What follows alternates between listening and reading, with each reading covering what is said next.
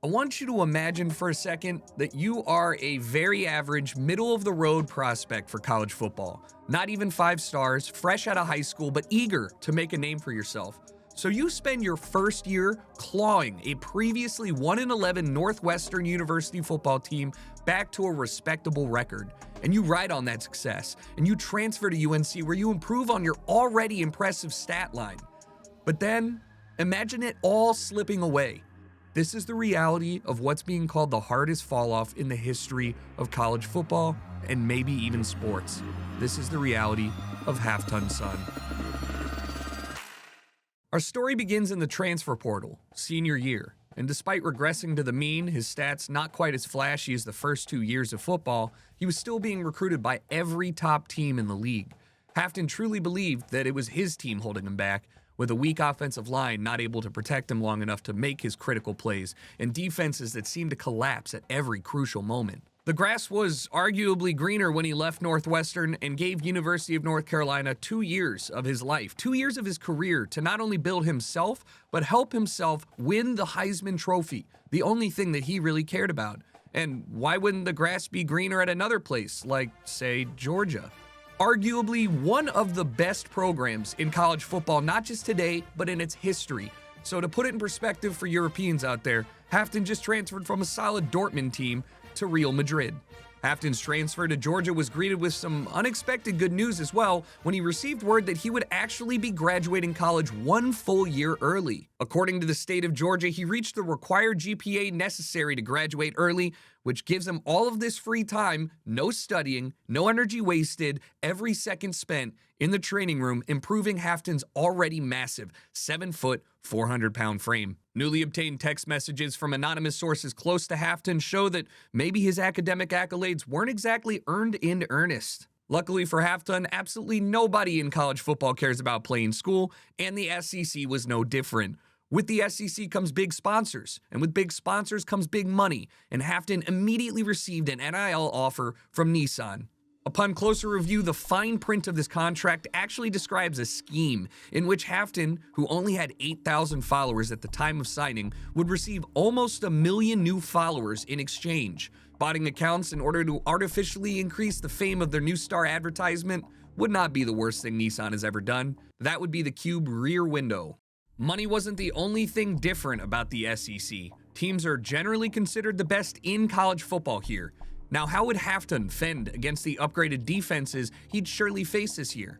After all, his best games come from beating up bad teams, and many were starting to take note of this, calling him a fraud and unproven. Well, you wouldn't have to worry about that, as his first game was against an old ACC rival, Florida State. The first pass for the man with the task to lead this new dynasty, a classic Halfton hospital ball. He's so open.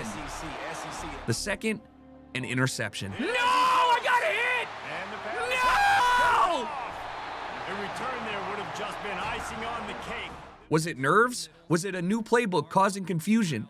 Whatever the reason, it was only the first drive. A great bounce back with several short completions brought Halfton to a critical 3rd down conversion. Look at that window! That's a Heisman window! His comments about stat lines and the Heisman, always at the top of his focus, continue to be a problem. Many are saying that his obsessions are causing him to make poor decisions for the team. We get one more tutty before half, and we're sitting pretty, and I can start to air it out. What would you do in garbage time with a clear lead?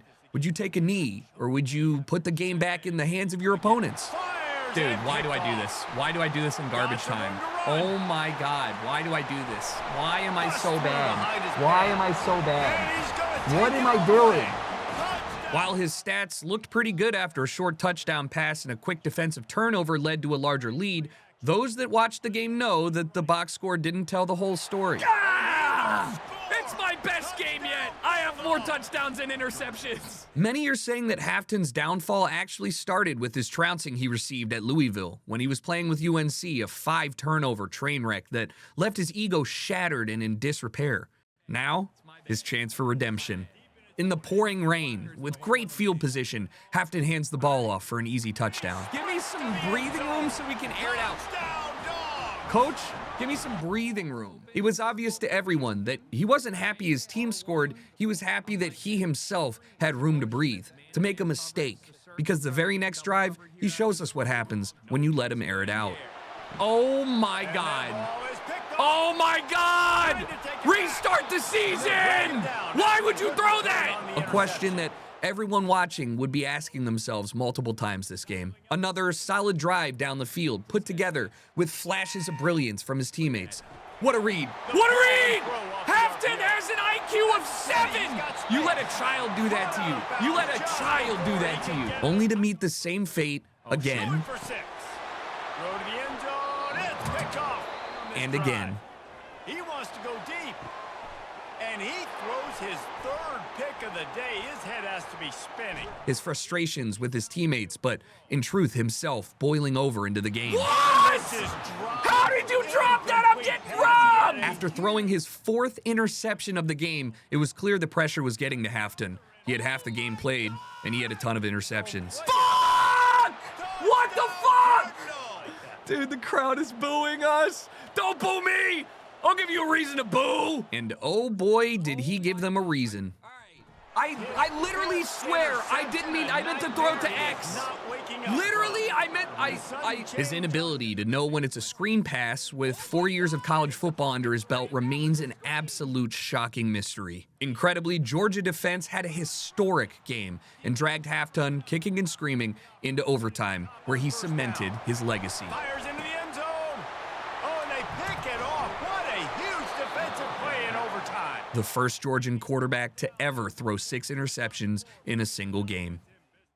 In comes Vanderbilt, a chance to rebound and get Georgia on the right path because at 1-1, the whole season was in front of them. With a quick touchdown pass, you could feel the energy shift in the stadium. Maybe the last game was a fluke. Good weather, good O-line, good QB. It's that easy. His comments after scoring left a lot to be desired because instead of being happy for his team, he was upset, deeply upset, that somebody else was in the spotlight instead of him. Look at that. Oh my. Wait, don't get too many yards. Somebody's got to stop him. Fuck. Nothing but green ahead.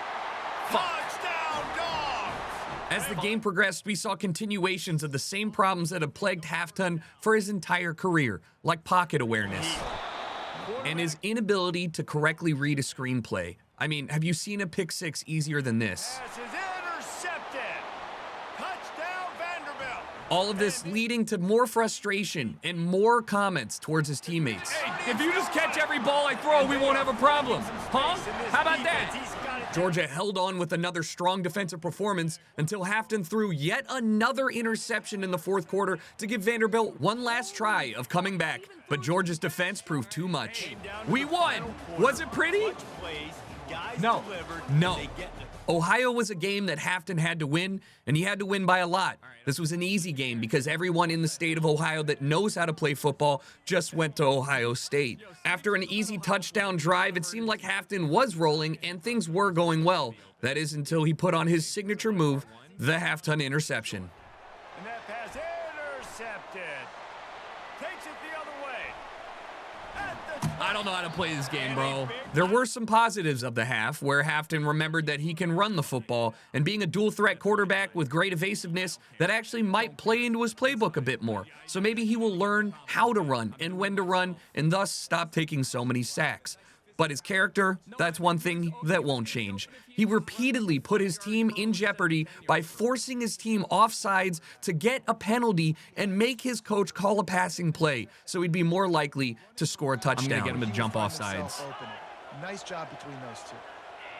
Oh, that was And less than you'll never guess what happened on the very next play. pass. Oh my God, I'm so bad. I don't know what to do anymore. Halfton actually did know what to do. He just needed to think for a second and use his legs. His 7-foot, 400-pound frame screaming across the goal line and putting every defender in fear's way. Not just once, but twice, Halfton took the ball into his own hands and decided to run it for a touchdown. What a block! Let's go! More touchdowns than my running back. More running tutties than my running back. I'm a Heisman boy. They extend the lead. Tale as old as time, Icarus flew too close to the sun, and with his confidence, he actually juked his way into a fumble unnecessarily in garbage time. Begin the gauntlet. Big suey as the Arkansas An 18th ranked Arkansas football team exposed Halfton for the fraud he was. They'll crank up this drive with the pass. All right, I literally, I don't know how to play this game, apparently. He's looking to throw. Picked off. That's right to a guy. I hate it here. About the only highlight was him remembering he can actually run the football and not fumble it afterwards. Slides away. He's moving out of the pocket. How tough is this guy to At this point, he wasn't just hurting his team, Halfton was hurting himself as well, and the reality of things was starting to set in around him. I'm about to put up the worst college football season ever. And there was no rest in the gauntlet as Halfton continued to try and put the team on his back despite not having a back. He was thinking touchdown. Against the incredible Oklahoma State University team, Halfton threw yet another pick to start his drive. Fuck, dude, Drag him down after a good return on the. It had only been 1 year, but it seems like Halfton's offensive line had all but given up on him. It wasn't just them either. After reviewing the game film, it was apparent that even his wide receivers and tight ends refused to run at full speed, playing like they didn't even want to be there, and resulting in an Oklahoma win over a falling Georgia. South Carolina, after already facing and somehow beating them once before at University of North Carolina, Halfton started off strong with a touchdown. He felt good, confident, and then he proceeded to put up one of the worst halves in college football history. Back to try to force the defense to adjust. Oh no. To the end zone and is picked off. From the gun, wants to pass. Oh, R1. I didn't mean, what the fuck? I hit R1. I hit R1! Oh my God! From the gun, wants to pass. Unloads to the wideout. And he throws his. I just don't know when to throw the ball to these people. I swear to God. I can't do it. I don't know, man. Ever since going to Georgia, I can't figure it out. Looking to the big tight end. I don't even want to play anymore, man. He's looking to throw it. Oh Unloads no, to the wideout. dude. And that is his 5th interception. If he comes out to try for 6, he'll be lucky. Despite the absolutely insane stat line you see before you, South Carolina was not able to win in regulation. Georgia forced an overtime, which shows us Halfton throw his 6th interception, the first player to do so in one game since Halfton. Surely this couldn't get worse. Surely at some point the bottom had to be reached. But it wasn't today, and it wasn't that pass. Halfton versus A&M, another dominant football team, and it was clear that he had too much in front of him to handle. Halfton had the yips, a mental condition where he's not able to perform up to his standards, and it cost him the game once again. Might have cost him the support of his coach as well, so it's important this game versus Florida he steps up and shows why he's not only irreplaceable, but also a leader for the team. Carry yourself! And a couple guys if you need to. More patience in the pocket, more trust in the O-line, the ability to read the field in the blitz. So good. Halfton seeing the field with confidence. And the confidence to do what needs to be done. If nothing's open, just take it yourself. Yes! You just need to believe in yourself when nobody else will!